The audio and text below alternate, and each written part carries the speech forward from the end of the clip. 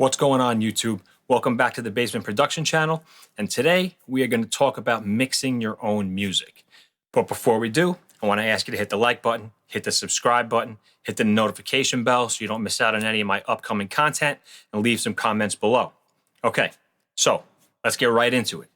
Mixing your own music. There are pros and cons to this. I've heard a lot of people suggest that you shouldn't mix your own music. And there's definitely some truth to that. It's not a rule, it's not set in stone, but I'm just going to give you my thoughts and I'm going to let you know what I do. So personally, I mix my own stuff. I mix my own beats. I mix my own full songs. I also master my own music.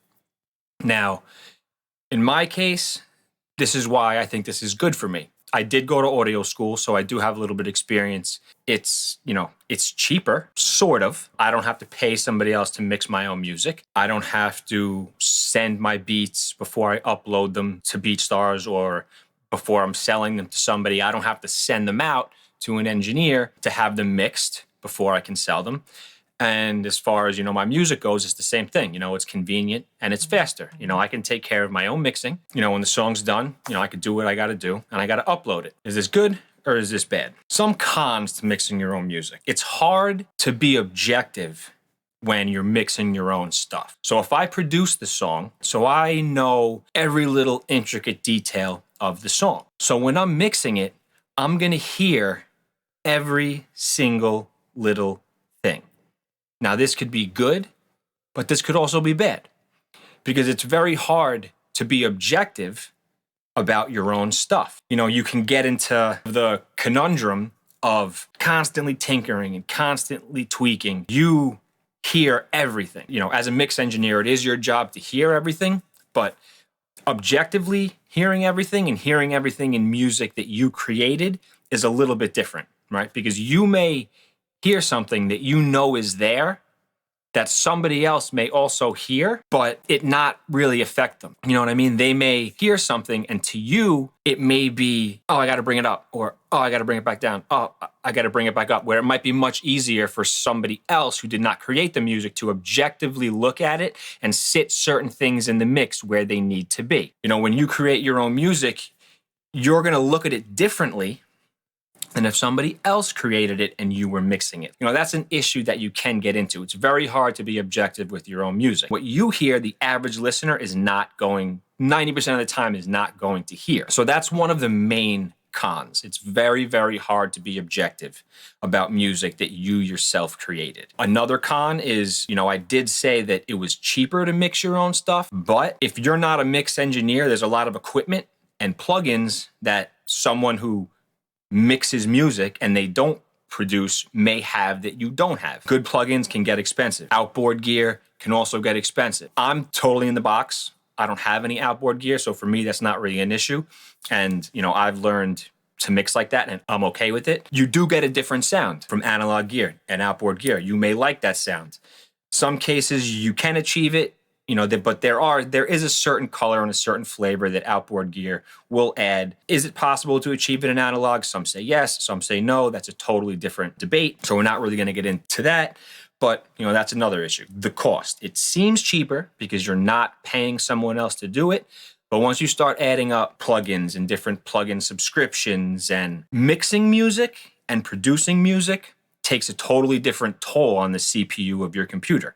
So again, you have to factor that in to the cost. Now, if you're just mixing a beat, you're probably going to be okay with what you have. But if you start mixing full songs with a lot of tracks and a lot of doubles and a lot of vocals and ad-libs and throws, and now you start, getting into multiple compressors and reverbs and delays and all these effects, they definitely eat up CPU power. So you may have to upgrade your computer. Before I upgraded my computer, I was working on an older machine. And if I was mixing a song with, let's say, a total of 10 to 15 vocal tracks, my computer it wouldn't handle it. Once I started adding reverbs, and sends and delays, it couldn't handle it. So I had to upgrade my computer. That's an expense. So cheaper, maybe, but maybe not, depending on how you look at it. Okay, another con of mixing your own music is it's time consuming, right?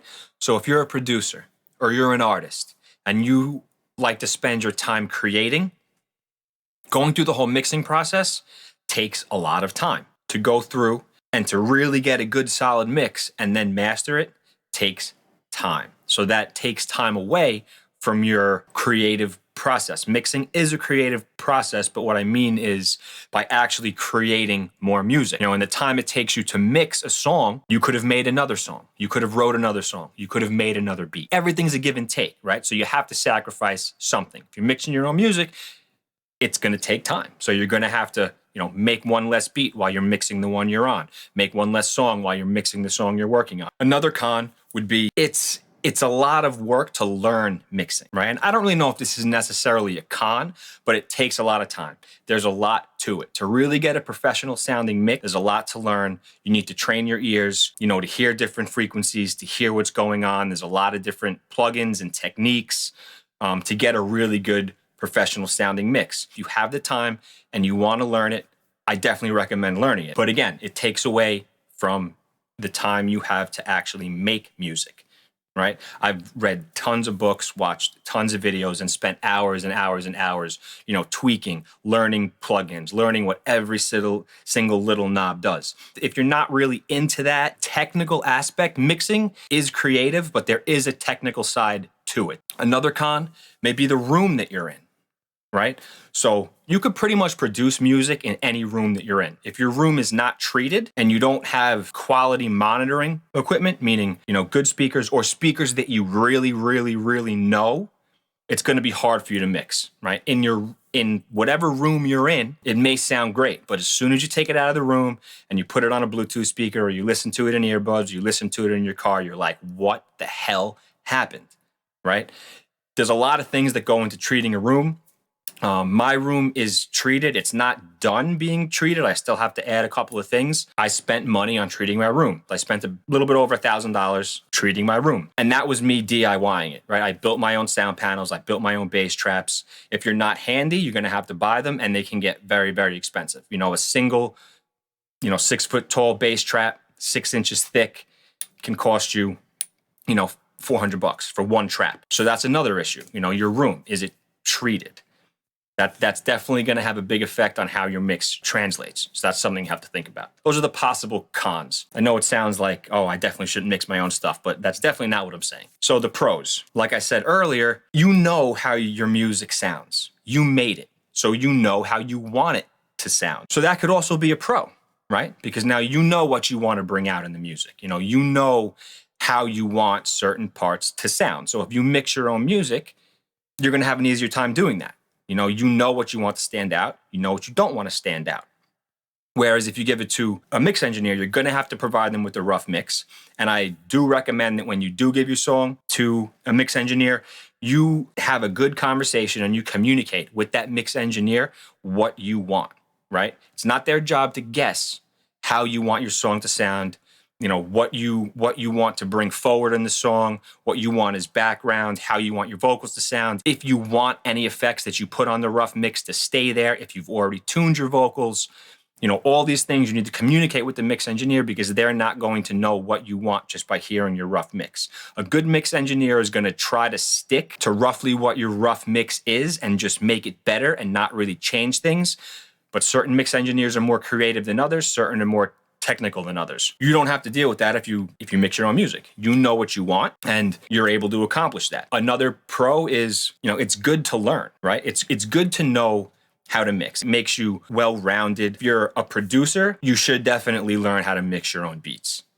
It's definitely different mixing a beat than mixing a whole song. But, when you're uploading beats and you're getting beats ready to sell, you want to mix your own stuff, right? You want to make your beat, you want to mix it, you want it to sound good, and you want to put it out there. You don't want to have to deal with sending a beat off to somebody else and waiting for them to get back to you, and then you have to give them a revision, they have to do it again, right? So a definite pro of mixing your own music is you can get it out there faster.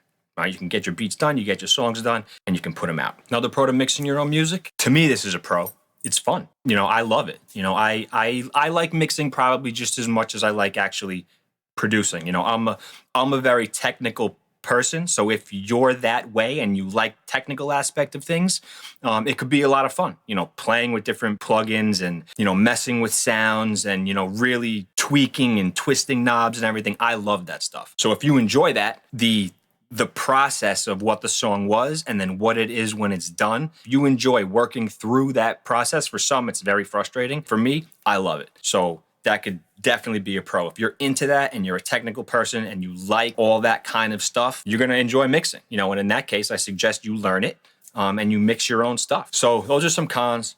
Those are some pros. Again, these are just my opinions. There's no rules. There's no rules in music.